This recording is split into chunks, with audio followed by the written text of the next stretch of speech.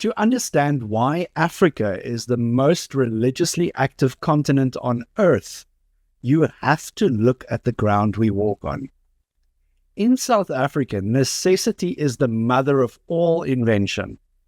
When the state fails to provide jobs, when healthcare is a luxury, and when the social safety net is completely non-existent, people have to innovate just to survive.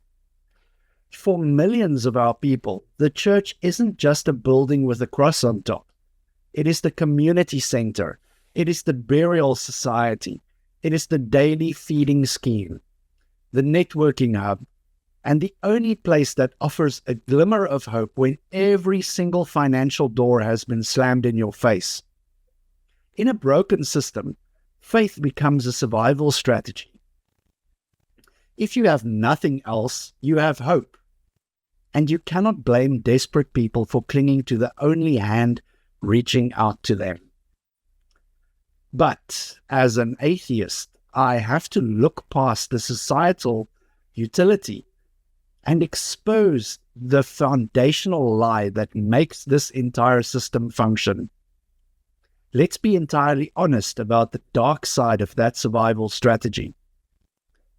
Because that very same desperation, it creates the absolute perfect breeding ground for predators.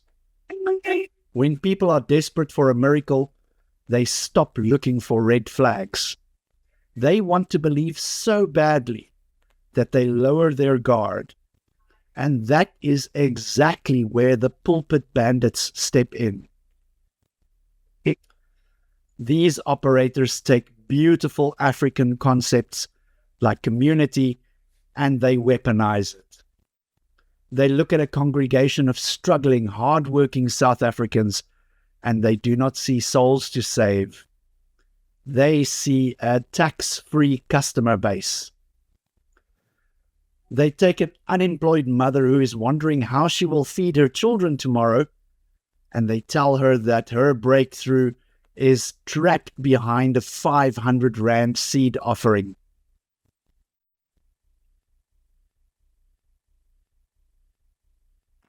They sell financial miracles that only ever enriches the man holding the microphone. But here is the deeper, more uncomfortable truth that standard media critiques refuse to touch. These pulpit bandits are not just bad actors abusing a good system. They are the natural, logical symptom of a supernatural delusion. They are operating on entirely false pretenses because the entity they claim to represent simply does not exist. There is no God in heaven listening to those prayers. There is no divine ledger recording your seed money. There is no cosmic force that is going to magically fix your bank account because you gave your last note to a man in a designer suit. The entire multi-billion rand industry relies on the fact that when the promised blessings never arrive, the victim is blamed for a lack of faith, rather than the pastor being exposed for selling invisible goods. Let us look at the facts, because the numbers don't lie. This isn't a spiritual movement anymore. It is a corporate industry masking itself as a ministry. Take the case of Shepherd Bushiri. His massive financial empire wasn't built on simple faith. It was a sophisticated machinery that pulled over 100 million rand out of the pockets of ordinary people through a fake real estate commodity scheme. This past February, the Special Investigations Unit released a damning report exposing how deep this rot actually goes. The SIU explicitly revealed how these controversial faith healers buy fraudulent visas, forge permanent residency documents, and bribe officials to build their empires on South African soil. They are turning religious donations into bricks, mortar, and corporate shares while their followers struggle to pay the taxi fare to get to the church. When you look at these crimes through a secular lens, the mechanics become crystal clear. Religion provides a unique psychological shield that no other industry possesses. If a financial advisor promises you a 50% return on a fake investment, you call the police and charge them with fraud. But if a pastor promises you a 100-fold divine return from a silent, invisible God, it is called a prophecy. This is the ultimate intellectual loophole. By convincing millions of people to prioritize an imagined afterlife over their tangible material reality, these charlatans create a compliant audience that will willingly impoverish themselves. They are selling cosmic insurance policies for a destination that does not exist, using a currency that their followers desperately need to survive in the real world right now. And if you think the law is successfully stopping them, look at how they manipulate the very structures meant to protect us. Just late last year, the Hawks pulled off a massive sting, arresting a prominent church leader alongside a high court judge. Why? Because the church leadership allegedly paid massive bribes to a presiding judge to secure a favorable ruling in a multi-million rand succession battle. They are using the tithes of the regular citizens to corrupt our judicial system from the inside out. They operate as shadow corporations, laundering money through church banking accounts because they know the state struggles to audit them. And this brings us to the biggest shield they use, the South African Constitution. There is a massive myth in this country that churches are entirely above the law and exempt from all taxes. Let's clear that up right now. Legally, any legitimate church must register as a public benefit organization with SARS. Only their tithes and offerings are tax-free.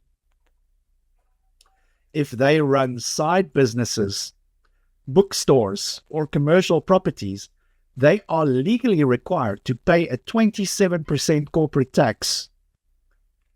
More importantly, pastors are legally required to pay personal income tax on their salaries and luxury fringe benefits, just like any normal worker. The written laws of South Africa are robust.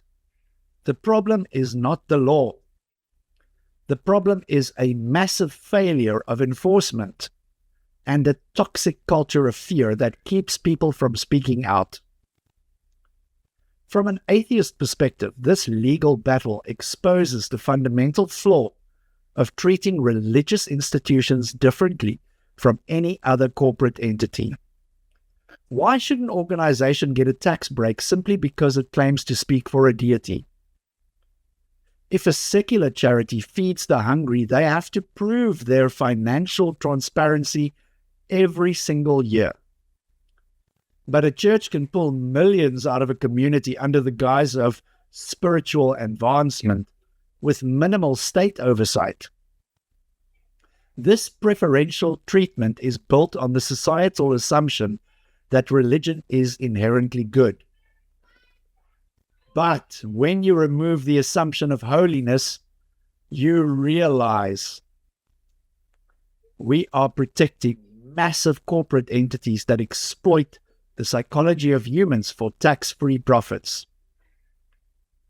Right now, Parliament is caught in an escalating battle with the CRL Rights Commission over a proposed Section 22 committee to strictly regulate religious institutions. On one side, the state argues that regulation is necessary because of the rampant financial, psychological, and physical abuse happening behind closed doors. On the other side, major Christian organizations are marching in the streets, claiming the government is trying to control the church and infringe on their constitutional freedom of belief. The religious sector is terrified of state oversight. But while they fight to protect their autonomy, who is protecting the victims? Who is standing up for the families destroyed by fake tender scams, like the pastor in the Northwest who was recently arrested for running a massive solar geyser fraud syndicate? The reason these organizations fight regulation so fiercely is because transparency is the ultimate enemy of faith. If you force these ministries to open their books, if you force them to account for every rand, the illusion shatters. You quickly find that the money isn't going to heaven, and it isn't going to the poor either. It is going to offshore accounts, luxury real estate, and legal defense funds. They claim they are answering to a higher power, but they use that claim as a legal smokescreen to avoid answering to the South African Revenue Service. It is a brilliant business model. Total financial authority with zero earthly accountability. All justified by a book written thousands of years ago. This is the ultimate double standard, and it leads to a very uncomfortable question that every single religious viewer watching this video needs to answer.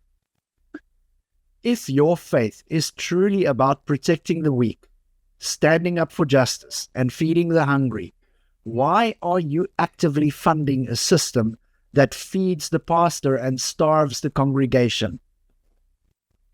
How can you look at private jets, designer suits, and luxury sports cars parked outside a church in a country with a 30% unemployment rate, and then still have the gall to call that holy? When Jesus entered the temple and saw people turning faith into a marketplace, he didn't negotiate. He didn't ask for a tax exemption.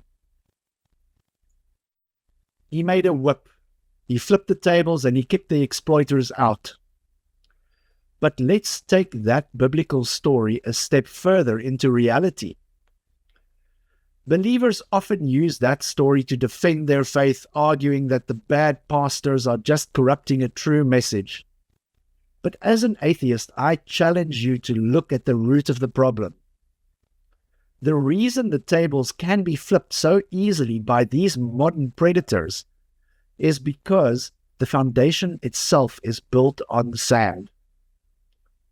When you teach people to rely on divine intervention rather than structural economic change, you paralyze them.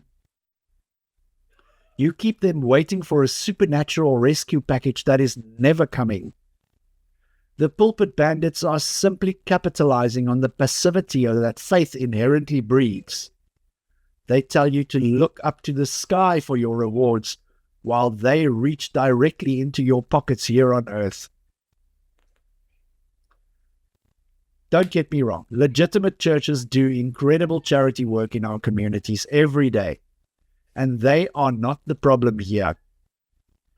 The problem is the silence of mainstream believers who allow these pulpit bandits to tarnish their faith without consequences.